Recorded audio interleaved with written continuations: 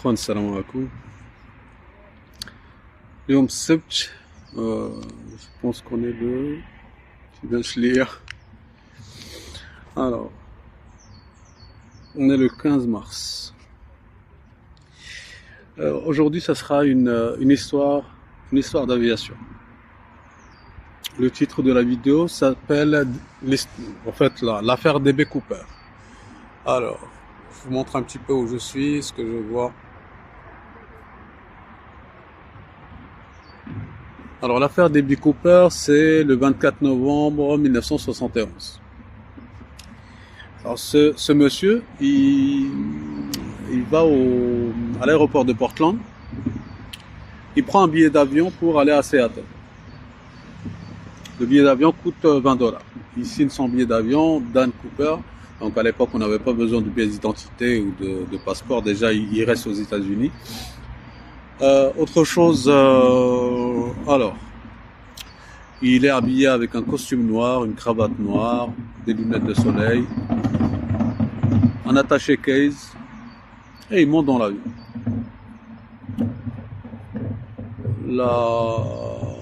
Dans l'avion, il s'assoit au siège E18, ce qui veut dire tout à fait à l'arrière.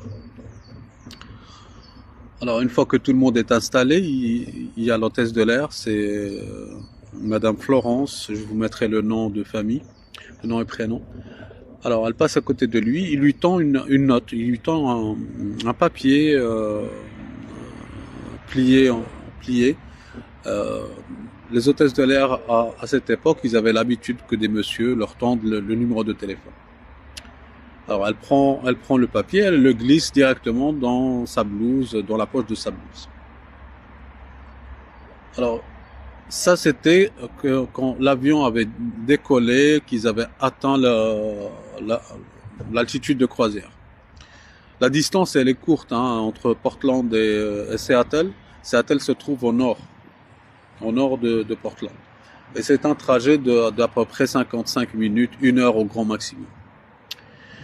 Donc le monsieur, il rappelle l'hôtesse de l'air, Florence, et il dit « Vous feriez mieux de lire la note que je vous ai donnée ». Elle s'exécute, elle prend le papier, elle l'ouvre, et là elle trouve « Bonjour, j'ai une bombe dans ma mallette, venez vous asseoir à côté de moi ». Elle vient s'asseoir à côté de lui, mais elle est débutative, elle ne croit pas. Elle ne croit pas qu'il y ait une bombe dans son attaché case. Elle lui dit, monsieur, est-ce que je peux voir dans votre attaché case? Et il l'ouvre, et là il y a, je crois, 10 bâtons de dynamite, il y a des bouteilles rouges, il y a des fils, il y a une batterie. Ça ressemble à une bombe. Ok. Alors elle lui demande, elle lui dit qu'est-ce que je fais maintenant? Il lui tend un deuxième bout de papier et il dit tu vas donner ça au commandant de bord. Et tu reviens avec le bout de papier. Alors elle va voir le commandant de bord, elle rentre dans le cockpit, elle tend la feuille et il y avait des exigences. Les exigences qu'il demandait, c'était $200 000 en billets de 20, ce qui fait 10 000 coupures de $20, 4 parachutes. Il a demandé aussi des repas pour tout le monde, donc il y avait 36 passagers plus les 3 opérateurs, donc vous avez le commandant de bord, le copilote et le mécanicien. Alors on est à bord du vol nord, comment ça s'appelle? Nord-ouest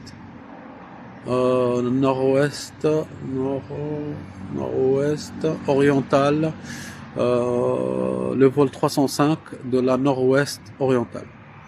C'est la compagnie d'aviation. C'est un Boeing de 727 avec 3 réacteurs et avec une ouverture dans le fuselage à l'arrière, complètement à l'arrière de l'avion. Alors elle rentre dans le cockpit, elle tend le bout de papier. Alors $200 000 en coupure de $20, 4 parachutes, 2 repas pour tout le monde. Je crois que c'était tout. Ok. L'équipage, il demande à Florence, à l'hôtesse de l'air, est-ce que c'est sûr que ce monsieur, il a une bombe? Et là, elle affirme, elle dit oui. Ce monsieur, il a une bombe avec lui et il va tous nous faire sauter. D'accord. Donc, il demande au pilote de rester en l'air jusqu'à ce que, oui, j'ai oublié. Il a demandé aussi qu'un camion citerne soit prêt à faire le plein de kérosène pour que l'avion puisse décoller. Ça, j'avais oublié. Alors, ils sont restés 2 heures de temps en l'air. À 18h moins quart, donc 17h45, ils ont reçu le feu vert pour atterrir, que tout est prêt. Alors, ce qu'il faut savoir pour l'argent, depuis je pense Charles Lindbergh avec l'histoire, si vous connaissez pas, je ferai une vidéo là-dessus, laissez-moi en commentaire. Alors, il y avait aux États-Unis, il y a beaucoup de demandes de rançon, de kidnapping, etc. Donc, ils ont instauré c'est pas une loi, mais c'est une règle. Ce qui veut dire que chaque découpage géographique, il y a une banque qui est obligée d'avoir des billets usagés, une somme, 2 millions, 3 millions, 5 millions. Ils ont des billets qui sont photographiés, donc on photographie les numéros de série. Et bien sûr, on les met de côté au cas où il y a une demande de rançon. Ben, les billets sont déjà prêts, ils sont déjà photographiés, on a les numéros de série. Et ils ne se suivent pas. Et ils sont disposés d'une telle façon, c'est comme si ça a été fait à la hâte, c'est comme si ça a été fait précipitamment. Donc même le ravisseur, quand il va voir les liasses de billets, ils viennent pas de sortir de l'imprimerie, hein, c'est usagé, c'est vieux. Alors, l'avion atterrit à 18h moins quart, donc 17h45. Il a aussi demandé à ce que l'avion soit parqué le plus loin possible des autres avions. Dans le taxiway le plus loin. Alors là, il y a le camion citerne qui est là pour faire le plein. Il y a une voiture de l'aéroport de Seattle qui est là, avec les 4 parachutes, avec un sac noir où il y a 10 000 coupures de $20, donc les 200 000 $. Et ce sac-là, il pèse 9 kilos, c'est important. Donc le sac où il y a l'argent, il pèse 9 kilos. Alors, donc il y a Florence, parce qu'elle a changé de place avec une autre hôtesse de l'air. Donc l'autre hôtesse de l'air a été s'asseoir à côté de monsieur Dan Cooper. Et Florence, c'est elle qui s'occupait de remonter les choses dans l'avion. Et les gens, ils ont rien vu. Donc l'avion, il est resté à tourner pendant 2 heures. Il atterrit. Donc il y a des choses qui rentrent dans l'avion et personne ne s'est rendu de rien. Donc c'était vraiment un vol bon enfant. Tout le monde était content, même si ça a duré 3 heures de temps. Ils sont toujours là et on leur sert un repas parce que les repas sont là et ils sont super contents. Alors là, on a un inspecteur de la AFAA, je crois que ça s'appelle comme ça, ou l'AFA. Donc c'est la plus haute instance aéronautique aux États-Unis. Donc il n'y a pas un avion qui vole, qui soit américain ou pas, ou pilote, tout ce qui touche à l'aéronautique, c'est la plus haute instance. Alors il y a cet inspecteur ou ce commissaire qui est dans cet aéroport. Et il prend une voiturette et il va à l'avion. Il demande à ce qu'il puisse monter et parler au ravisseur, à Dan Cooper. Alors Dan Cooper, gentiment, il lui dit, monsieur, en fait, il le dit à l'hôtesse de l'air, qui elle le dit au monsieur, il lui dit Monsieur Cooper décline gentiment votre offre et vous dit de la fermer et de retourner d'où vous venez, sinon tout va sauter.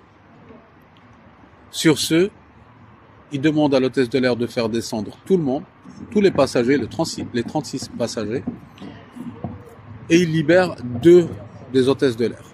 Donc il reste dans l'avion les 3 pilotes, donc les 3 opérateurs dans le cockpit, une hôtesse de l'air et lui. Alors là, il donne encore, donc une fois que tout est fermé, que les portes sont fermées, que tout le monde est descendu, il a les 4 parachutes, le sac noir avec les $200,000, et il donne une dernière feuille, si vous voulez, une note manuscrite de sa main. Il la donne à l'hôtesse de l'air qui reste avec lui. Et sur cette note, il y a quelque chose de très important.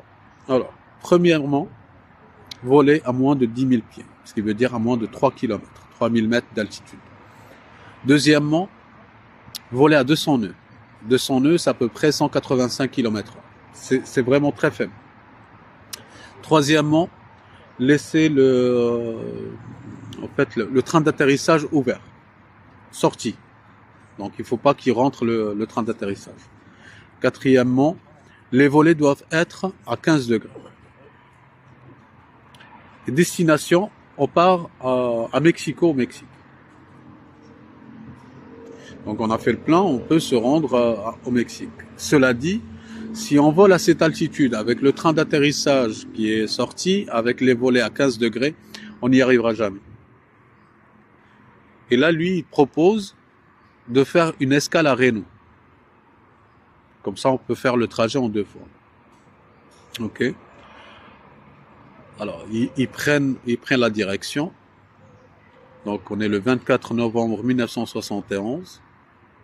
Il fait nuit noire. Donc, c'est la journée de Thanksgiving aux États-Unis. Donc, il y a peu de gens.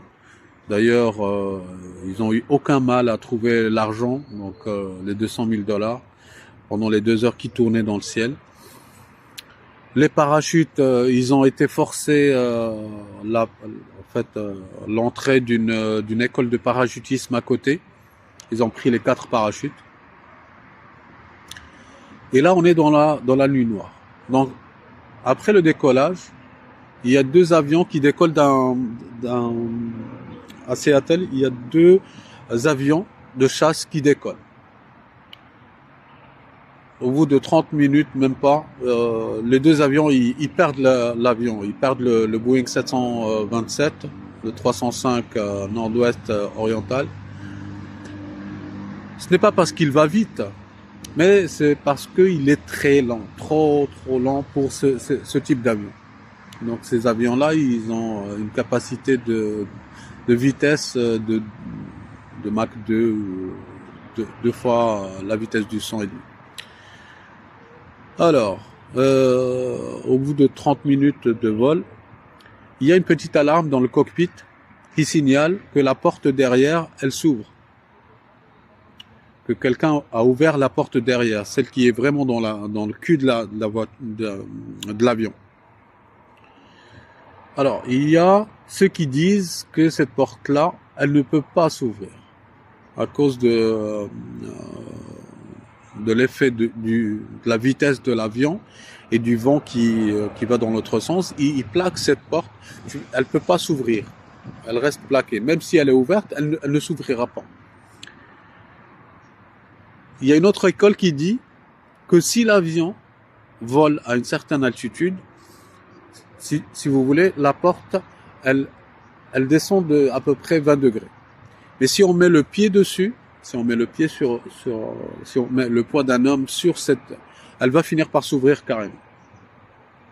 Je voulais vous dire quelque chose par rapport à ce type d'avion. Le Boeing 727, c'est l'avion personnel du feu roi Hassan II, quand il rentrait de France avec le prince Moulay Abdallah, et qu'il y a eu le coup d'État en l'air. Donc c'était juste une petite parenthèse. La ferme, ce n'est pas notre sujet aujourd'hui.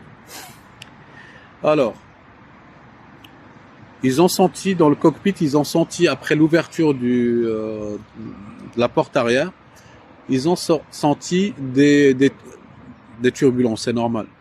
Ah oui, euh, il avait aussi exigé à ce qu'on pressurise pas l'avion.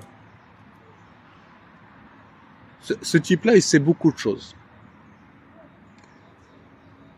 Avant de dire que tout cela se passe, quand l'hôtesse de l'air elle est venue vers lui pour lui dire que ok, donc tout est bon, on va voler à moins de 3000 mètres, moins de 10 000 pieds, on va voler à moins de 200 nœuds, ce qui veut dire 185 km/h, on va voler avec les volets à 15 degrés et avec le train d'atterrissage sorti. Alors là, il lui demande comment on ouvre la porte arrière. Ok. Il lui demande aussi d'aller dans le cockpit et de ne plus revenir. Elle, avant de rentrer dans le cockpit, elle jette un dernier coup d'œil, elle le voit attacher quelque chose à sa ceinture. Donc là, la portière, elle s'ouvre, il y a le petit voyant d'alarme dans le cockpit, quelques petites turbulences, il fait nuit noire. Le type a sauté. Donc, il n'est nulle part, parce que quand il atterrit à Reno, 2 heures après, ou je crois, ou 3 heures après, il n'y a plus personne dans l'avion. Donc, le type a bel et bien sauté. Et à sa place, on va retrouver 4 mégots de cigarettes, la cravate qu'il portait, et c'est tout ce qu'on va trouver. Par contre, pendant tout ce voyage, donc où il y avait les passagers, etc., il a demandé un whisky. Et il l'a payé, ce whisky. Il n'a pas profité de la situation, vu qu'il pouvait avoir tout ce qu'il voulait. Il a payé son whisky. Moi, je suis un fumeur. Je fume. Donc, je vais faire un trajet entre Portland et Seattle, qui normalement dure 50 minutes. Il va durer 3 heures. En plus, le stress que ça engendre ce genre de situation, je pense que j'aurais fumé 3 paquets de cigarettes, pas 4 cigarettes. Après, on a Seattle jusqu'à Reno. Bon, on va dire que après une demi-heure de vol ou 1 heure de vol, le type n'était plus là. J'aurais pas demandé un whisky, j'aurais demandé un café pour être focus, pour être concentré sur ce que je fais. Parce que je sais qu'après, je vais sauter en parachute. C'est vraiment des trucs incroyables. Alors le type, ils ont fait une battue, ils ont appelé le FBI, ils ont appelé tout le monde. Tout le monde. Ils ont même utilisé un sous-marin pour chercher le type au cas où il serait mort après la chute. Mais bon. Alors, dans l'avion, ils ont retrouvé aussi deux parachutes. Lui, il a utilisé 2 parachutes.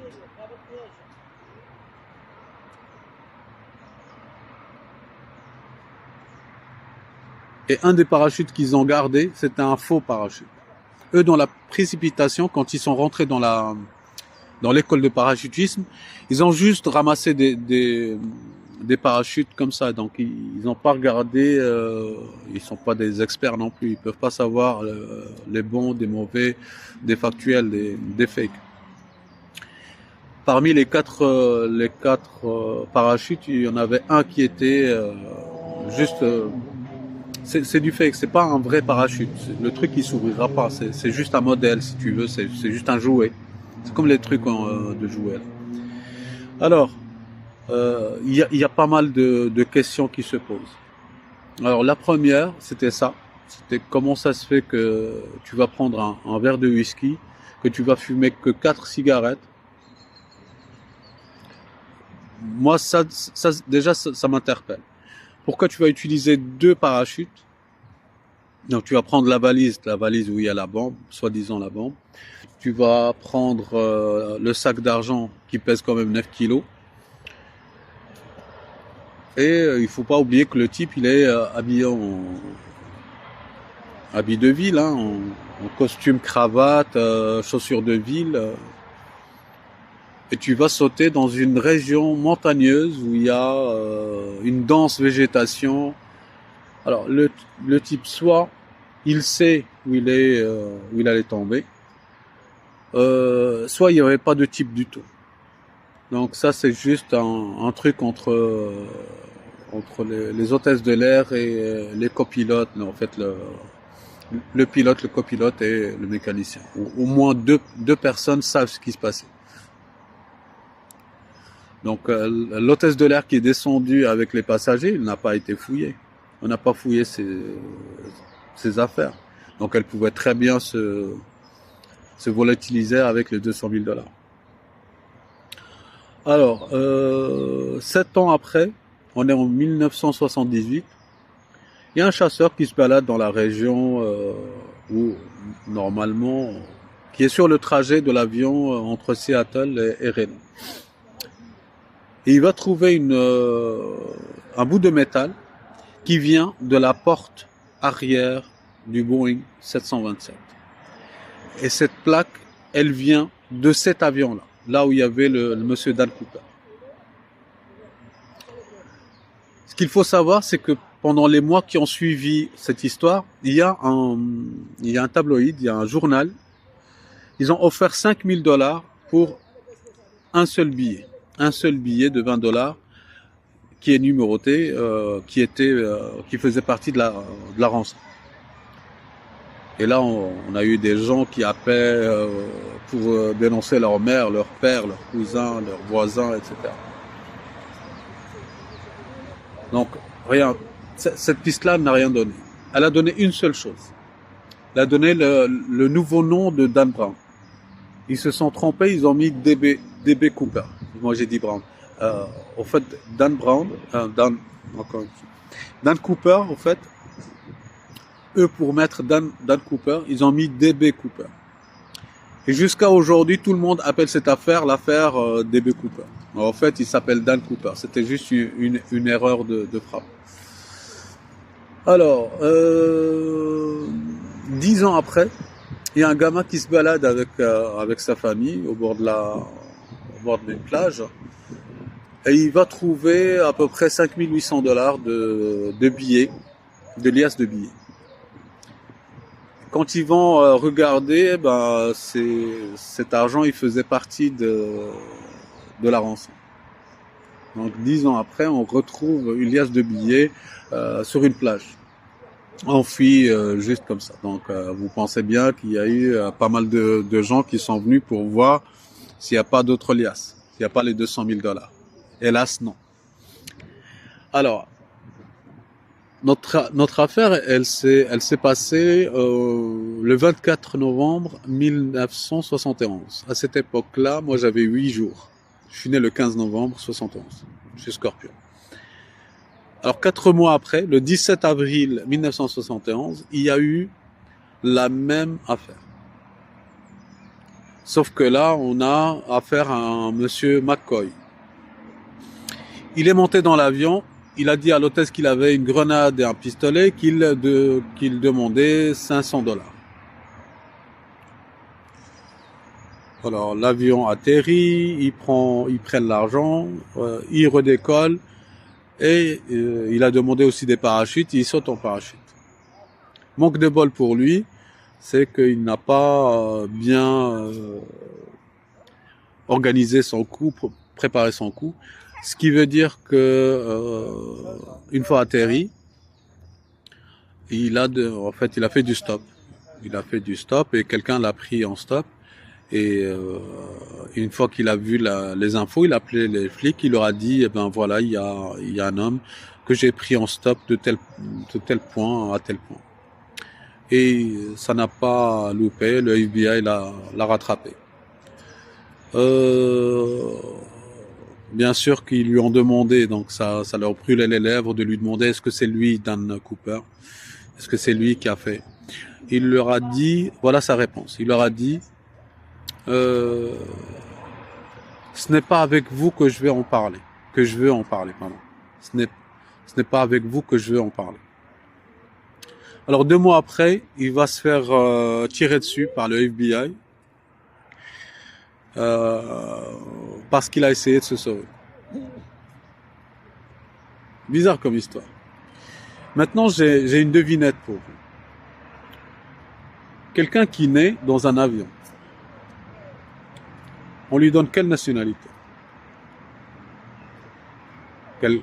Un avion qui est en vol, il y a un bébé qui naît dans cet avion.